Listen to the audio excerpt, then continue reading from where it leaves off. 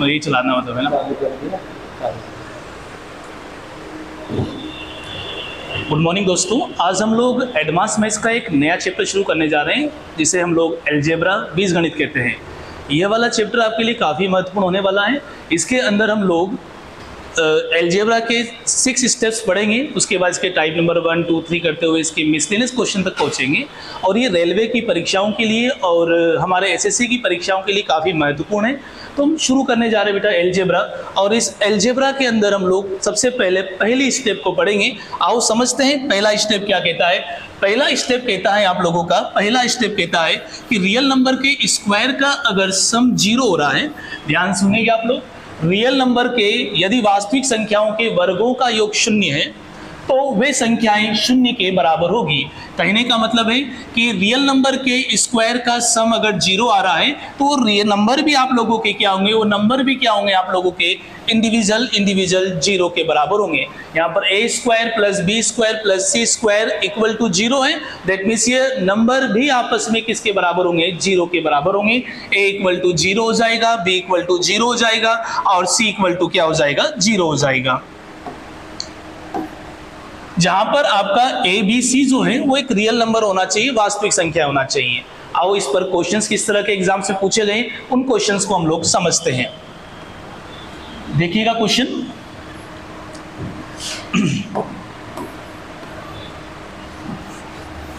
Question आया आप लोगों के सामने, a-3 का होल स्क्वायर b-4 का होल स्क्वायर इक्वल टू 0 है। देखिएगा रियल नंबर के स्क्वायर का सम 0 हो रहा है, a-3 का होल स्क्वायर b-4 का होल स्क्वायर, ये दोनों किसके बराबर आ रहे हैं, 0 के बराबर आ रहे हैं। और अगर ये 0 के बराबर है तो इनका इंडिविजुअल वैल्यू भी क्या होगा, 0 होगा। देखिएगा a-3 equal to 0, b-4 equal to 0। That means a equal to क्या होगा, 3 होगा और b इक्वल टू क्या होगा, 4 होगा। रियल नंबर के स्क्वायर का सम 0 है तो ये इंडिविजुअल भी किसके बराबर हो गए, 0 के बराबर हो गए। a-3 equal to 0, that means a बराबर 3 हो गया। b-4 equal to 0, that means b बराबर भी आप लोगों का 4 हो गया है। अब आपसे पूछा क्या गया था वो देखिएगा, यहाँ पूछा गया आपसे a स्क्वायर प्लस b क्या होगा। तो देखिएगा a की जगह मुझे क्या लिखना है, 3 लिखना है, और b की जगह क्या लिखना है, 4 लिखना है। 3 का स्क्वायर 9 हो गया है और 4 का 4 ही रह गया है, तो 9 और 4 कितना हो गया, 13। तो आपका आंसर कितना आ जाएगा, 13 आ जाएगा। काफी अच्छा क्वेश्चन है, ध्यान रखिएगा। रियल नंबर के स्क्वायर का सम अगर 0 आ रहा है तो वो वैल्यू इंडिविजुअल 0 के बराबर होगी। आओ अगले क्वेश्चन की तरफ चलते हैं। अगले क्वेश्चन की तरफ बढ़ते हैं। तो बोला गया है a-1 का होल स्क्वायर, b-3 का होल स्क्वायर और c+5 का होल स्क्वायर किसके बराबर है, 0 के बराबर है। तो आपको a plus b plus c का वैल्यू चाहिए। जैसा कि आप देख रहे हैं कि रियल नंबर के स्क्वायर का सम किसके इक्वल हो रहा है, 0 के इक्वल हो रहा है। तो हम इसे इंडिविजुअल भी 0 के बराबर कर देते हैं। a-1 का होल स्क्वायर 0 है तो a-1 भी 0 होगा, b-3 भी 0 होगा और c+5 भी क्या होगा, 0 होगा। तो यहाँ पर a इक्वल टू 1 आ जाएगा, b इक्वल टू आपका 3 हो गया एंड c इक्वल टू -5 हो गया। हमें फाइंड क्या करना था, हमें ज्ञात क्या करना था, a plus b plus c find out करना था।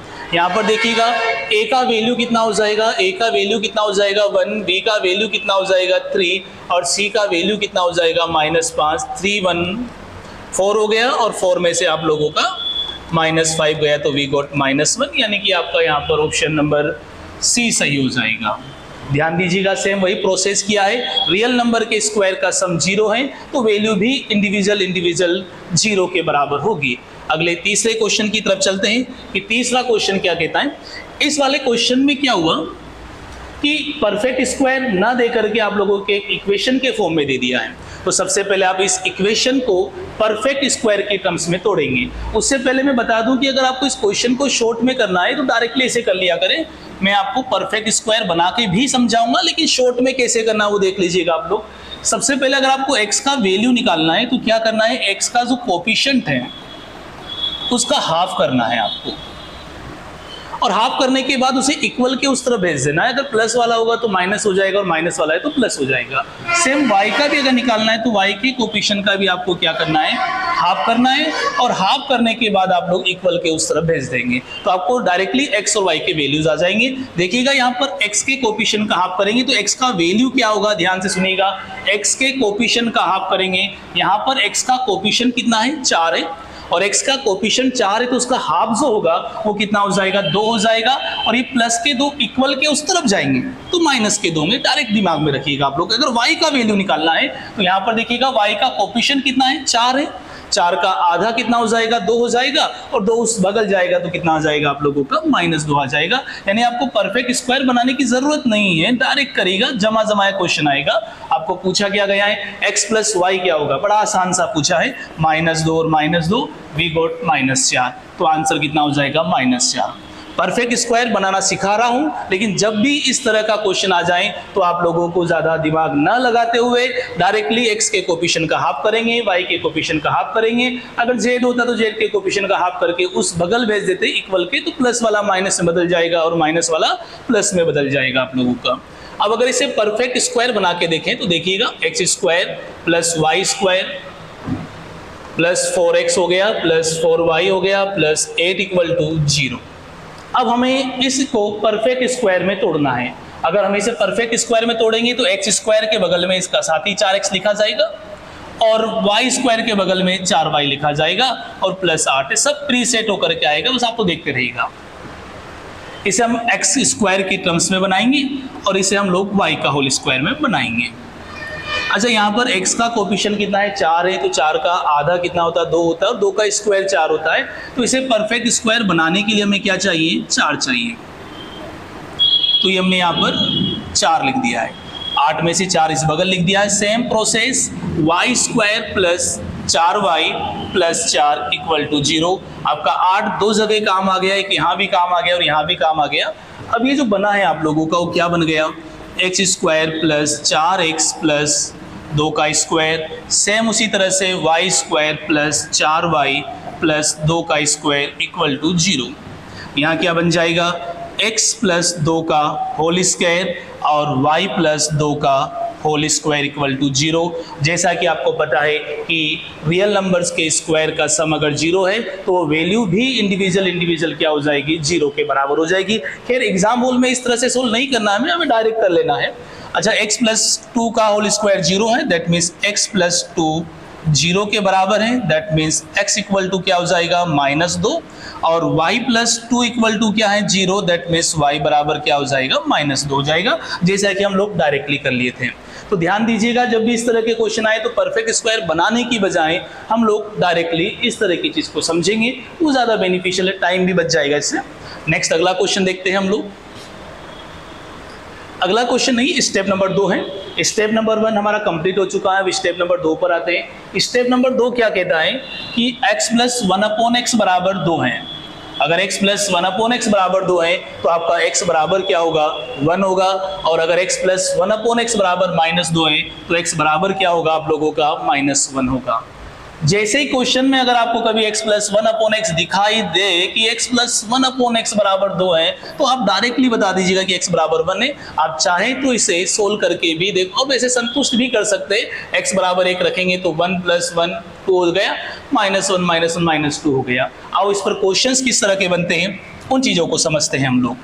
क्वेश्चन, जैसे ही क्वेश्चन में दिया है आप लोगों को x प्लस 1/x बराबर 2, जैसे ही क्वेश्चन में आपको लोग दिया x प्लस 1/x बराबर 2 तो क्या होगा, x प्लस 1/x 2 है तो डायरेक्टली आपके दिमाग में क्या गया, x बराबर 1 होगा। अब आपसे पूछा गया है x की पावर 100, x की पावर 99, x की पावर 98 प्लस ... और x की पावर 1। अच्छा, जैसे आपको पता चला कि x बराबर 1 है तो यहाँ पर 1 रखेंगे, यहाँ पर 1 रखेंगे, यहाँ पर 1 रखेंगे और यहाँ पर भी 1 रखेंगे। जैसा कि आपको पता है कि 1 से लेकर के 100 तक चल रहा है या 100 से लेकर के 1 तक जा रहा है, इसका मतलब यहाँ पर 100 टर्म्स हैं, तो एक को अगर आप 100 बार जोड़ेंगे तो आप लोगों को क्या मिल जाएगा, 100 मिल जाएगा। तो यहाँ पर आपका आंसर कितना आ जाएगा, 100 आ जाएगा। बस टर्म्स लॉजिक याद रखिएगा आप लोग, स्टेप याद रखिएगा कि x प्लस 1/x बराबर 2 है, दैट मीन्स x बराबर 1 होगा। नेक्स्ट अगले क्वेश्चन की तरफ बढ़ते हैं हम लोग। देखिएगा यहाँ पर आप लोग, आपको दिया हुआ है कि x प्लस 1/x का एवरेज 1 है। अगर x प्लस 1/x का एवरेज 1 है, एवरेज मतलब 1 पर, दैट मीन्स x भी 1 मान के चले और 1/x भी 1 मान के चले, तो x प्लस 1/x बराबर कितना हो जाएगा, यह भी 1 हुआ, यह भी 1 हुआ, दैट मीन्स का सम कितना हो गया, 2 हो गया। और जैसे ही आपको पता चला कि x प्लस 1/x बराबर 2 है, दैट मीन्स x बराबर 1 होगा। और जैसे आपके पास x बराबर 1 आया तो आप देखिएगा कि आपको फाइंड क्या करना है। तो सवाल वाले ने पूछा है आपसे x स्क्वायर और 1/x² का एवरेज पूछा है। तो एवरेज क्या होता है, सम डिवाइड बाय नंबर, ये हो गया x² plus 1/x² divide by 2। जैसा कि आपको पता है कि x का वैल्यू क्या है, 1 है, और x का वैल्यू 1 है, तो यहाँ पर रखा हमने 1 प्लस 1/2, दैट मीन्स 2/2। हमारा आंसर क्या हो जाएगा, 1 हो जाएगा। स्टेप नंबर 2 काफ़ी सिंपल है, बस ध्यान रखना है आप लोगों को कि x plus 1/x equal to 2 है, तो x इक्वल टू क्या होगा आपका, 1 होगा। अब आते हैं स्टेप नंबर 3 के पास। स्टेप नंबर 3 क्या कहता है आप लोगों को, देखिएगा। स्टेप नंबर 3 को हम लोग लगभग 4 या 5 फेज में पढ़ेंगे। इसके सबसे पहले फेज को हम पढ़ते हैं कि सिंगल से डबल करना। सिंगल से डबल का मतलब समझिएगा, 1 पावर से 2 पावर बनाना, 2 पावर से 4 पावर बनाना और 4 पावर से 8 पावर बनाना। सिंगल से डबल, सिंगल से डबल। इधर देखिएगा क्या बोला गया कि x प्लस 1/x बराबर n है, तो x² प्लस 1/x² बराबर क्या होगा, n² माइनस 2 होगा। और x माइनस 1/x बराबर n है, तो x² प्लस 1/x² बराबर क्या होगा, n² प्लस 2 होगा।